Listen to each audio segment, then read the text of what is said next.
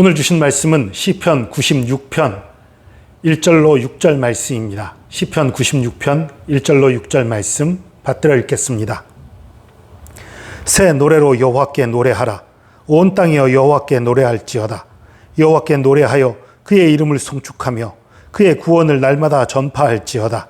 그의 영광을 백성들 가운데에 그의 기이한 행적을 만민 가운데에 선포할지어다. 여호와는 위대하시니 지극히 찬양할 것이요 모든 신들보다 경외할 것이며 만국의 모든 신들은 우상들이지만 여호와께서는 하늘을 지으셨음이로다. 존귀와 위엄이 그의 앞에 있으며 능력과 아름다움이 그의 성소에 있도다. 아멘. 오늘 이 시편 96편은 하나님을 새 노래로 찬양할 것을, 또 영원히 찬양할 것을, 힘을 다해 찬양할 것을, 주의 이름을 높일 것을 계속해서 얘기를 해요. 그런데 1절에서 3절은 우리 하나님을 찬양해라 하는 얘기고요. 4절에서 6절은 이러니까 찬양하는 것이 마땅하다 하는 얘기예요. 그 뒤에 이제 7절부터 13절의 얘기는 내일 말씀드릴 거고요. 먼저 그 4절부터 6절의 말씀을 보면 우리 하나님을 찬양해야 되는 이유가 뭐예요? 우리 하나님은 위대하시다. 모든 신들보다 경외할 하나님이시다. 모든 신들이 진짜 신이다라고 인정해서, 그래서 여러 신 중에 우리 하나님이 뛰어나다라고 말하는 게 아니라 5절에 분명하게 얘기하죠. 만국의 모든 신들은 우상들이지만, 이게 무슨 소리입니까? 만든 거라는 거예요. 만국의 모든 신들은 사람이 만든 거라는 거예요. 나무를 조각하든 쇠를 부어 만들든 돌을 조각했든 사람들이 만든 거예요. 가짜라는 거지요. 그러나 만들어진 신들이지만 우리 하나님은 반대로 하늘을 지으신 분이다. 온 세상을 창조하신 분이다. 온 세상을 만드신 온 세상의 주인이시다. 그 얘기를 하는 거죠. 그렇기 때문에 그분 앞에 존귀와 위엄이 있고 능력과 아름다움이 그분에게 있다. 그러니 찬양하는 것이 마땅하다. 이런 얘기를 하는 거예요. 어떻게 찬양할 것이냐? 1절에서 3절에 나오지요. 새 노래로 여호와께 노래하라. 온 땅이여 여호와께 노래하라. 온 땅, 모든 사람들이 우리 하나님을 찬양해야 된다는 거예요. 노래 잘하는 사람만, 젊은 사람만? 아니요. 모든 사람이 우리 하나님을 찬양해야 된다는 거예요. 그런데 모든 사람이 찬양하는데 새 노래로 찬양하래요. 아, 이게 새 노래로? 왜 굳이 새 노래라고 할까요? 저도 이제 20, 30대, 한 40대까지만 해도 새 노래를 배우는 게 그렇게 부담스럽지 않았는데, 지금은 새 노래가 부담스러울 때가 좀 있어요. 근데 저보다 더 나이가 많으신 어르신들은 더 하겠지요. 70, 80대 어르신들은 새 노래 배우는 게 쉽지 않을 거예요. 그런데 왜 나이 있는 사람들, 나이 많으신 분들은 좀 힘들라고 새 노래 하라는 건가? 그럴 리 없지요. 공평하신 하나님이, 모든 사람에게 자비로우신 하나님이 그런 이유로 새 노래 부르라고 할 리가 없지요. 그럼 왜 새 노래를 부르라고 했을까요? 새 노래에서 더 중요한 것은 새로 지어진 노래가 아니라 새 마음을 얘기하는 거예요. 날마다 새로운 마음으로 어제 불렀던 노래네. 그렇지 뭐. 이게 아닌 거예요. 어제 불렀던 그 마음으로 이건 뭐 어떤 노래지 이런 게 아니라 날마다 새 마음으로 하나님 정말 아름다우시군요. 하나님 정말 그 사랑이 놀랍군요.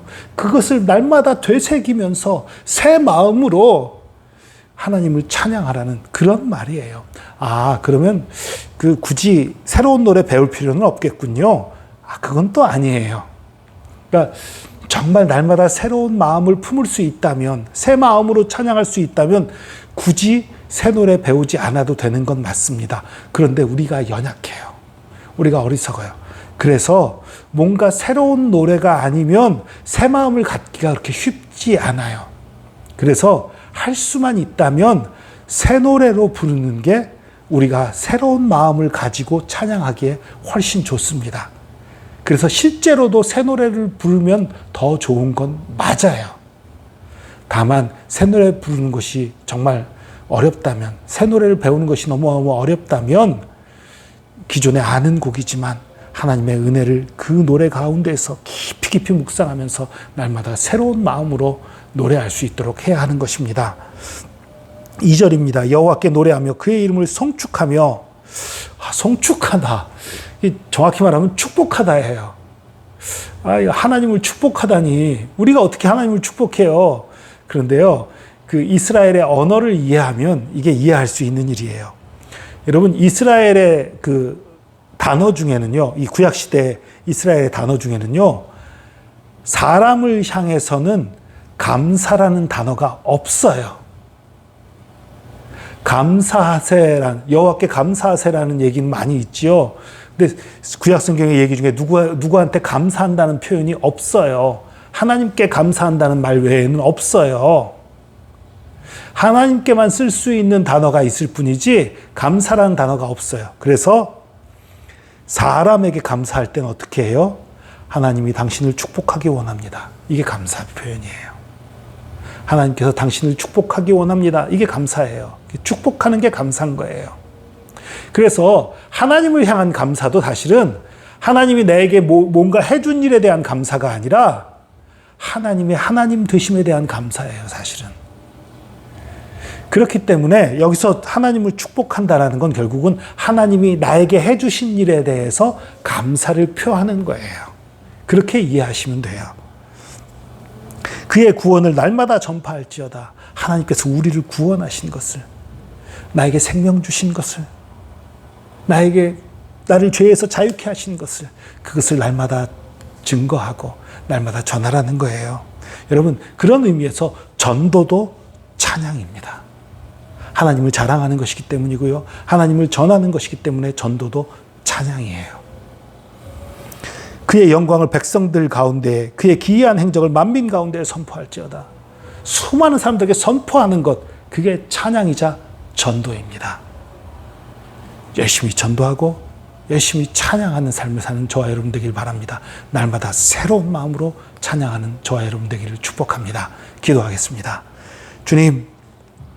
주님께서 우리에게 행하신 일이 얼마나 놀랍고 얼마나 크신지요. 또 주님은 온 세상의 주인이시고 온 세상의 창조자이시기에 찬양받으시기에 합당하신 하나님이신 것을 고백합니다. 우리가 날마다 주님을 찬양하기 원합니다. 날마다 주님의 사랑과 은혜를 증거하고 전하고 선포하기 원합니다. 날마다 새 노래로 주님께 영광 돌리기 원합니다. 우리 가운데에 주의 사랑과 은혜를 가득 심어주시고 우리가 주님 안에서 날마다 기뻐하며 즐거워하며 주의 이름을 노래하는 삶을 살 수 있도록 붙들어 주시옵소서. 함께 하심 감사드립니다. 우리의 찬양 받으심 감사합니다. 감사드리며 예수 그리스도의 이름으로 기도합니다. 아멘.